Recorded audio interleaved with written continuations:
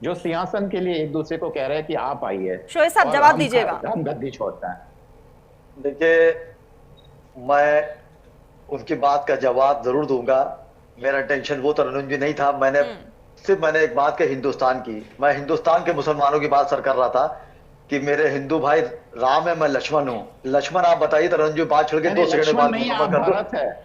आप भरत है या आप राम है, हम कह रहे हैं कि आप गद्दी पे आइए और इसलिए तो हम अरे गद्दी सर सुनिए छोड़ते हैं। सर, अच्छा हुआ कि एक थोड़ा सा इस सर टूट भी बात हो गई। देखिए होता क्या सर, जो भरत का मान आपने बात की, भरत की बहुत बड़ी कुर्बानी दी है। आप देखिए राम जो थे, लक्ष्मण जो थे, उनके सौतेले भाई थे। मैं समझता हूँ कितने मुसलमान छोड़ दी, कितने हिंदू भाई को शायद ये बात ना मालूम हो, कुछ परसेंट को सबको मालूम हुआ है। लेकिन लक्ष्मण ने कितनी बड़ी कुर्बानी दी कि राम के लिए 14 साल के शुद्ध जंगल चले गए। इसलिए मैंने आपसे बात कही कि मुझे दूसरे मुल्क के मुसलमानों से मतलब नहीं है, मुझे हिंदुस्तान के मुसलमानों से मतलब है, मुझे हिंदुस्तान के हिंदुओं से मतलब है। और खास करके बांग्लादेश मेरा हिस्सा था। 47 में जब पाकिस्तान बटा, उसके बाद 71 में बांग्लादेश गए, तो वहां के हिंदू भाई मेरे हैं। आप यकीन जानिए, जैसे भी आपने एक बात कही मुझे अच्छी लगी सर, ऐसा नहीं है। जैसे आपने कहा फरवरी इलेक्शन के बाद देखा जाए, तो फरवरी में भी वक्त है। फरवरी वक्त तो मतलब मैं अपने हिंदू भाइयों को खून थोड़ा बहाता देखता रहूंगा। होता क्या है सर कि ढूंढोगे तो हर मोड़ पर मिल जाएंगी लाशें, देखोगे तो हर मोड़ पर मिल जाएंगी लाशें, ढूंढोगे बांग्लादेश में कातिल ना मिलेगा। तो वहां इस तरह के झगड़े चल रहे हैं, कौन किसको मार रहा पता नहीं चल रहा है। तो मेरे मुल्क के वजीर आजम, जाहिर सी बात है मुल्क की बात है, सोच समझ के ही फैसला लेंगे, लेकिन कम से कम उनको पाकिस्तान की तरह बांग्लादेश में भी अटैक कर देना चाहिए। अभी देखिए यूनुस साहब कदमों पे आ जाएंगे।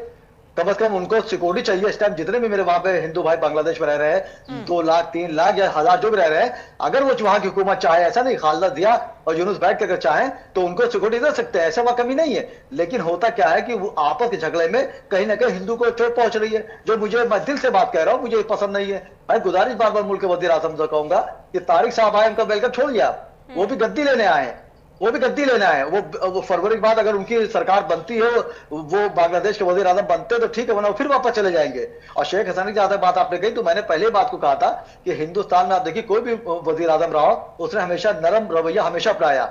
और इसमें इसीलिए हमारे नरेंद्र मोदी जी ने शेख हसीना को यहाँ कर दिया कि मान न दी जाए। लेकिन इसमें आप देखिएगा तरन्नुम जी, कहीं ना कहीं खुल के आप देखिएगा अमेरिका के हाथ आएगा।